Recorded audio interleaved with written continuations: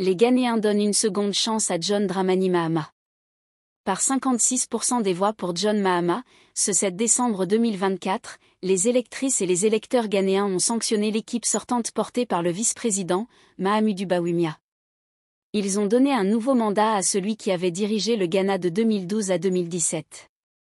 Le Ghana sous Nana Akufo-Addo est englué dans une crise économique profonde. L'économie est marquée par une inflation galopante, une dette publique insoutenable dont un prêt de 3 milliards de dollars du FMI, en plus d'autres créances internationales. La corruption y est endémique. De nombreuses promesses non tenues ont alimenté un mécontentement général qui n'a pourtant pas dégénéré ni en violences électorales ni en putsch militaire.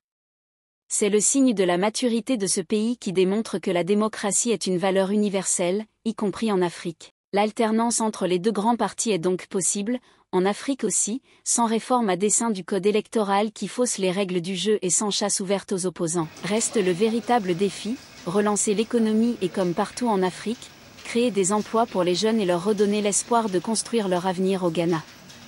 John Mahama a beaucoup promis, dans son plan, The Big Push, investir dans les infrastructures routes, ponts, hôpitaux, renforcer la sécurité alimentaire en modernisant l'agriculture et réduire la corruption. Mais avec les contraintes budgétaires et le service de la dette, il y a fort à parier que les Ghanéens devront patienter pour voir les promesses électorales se concrétiser.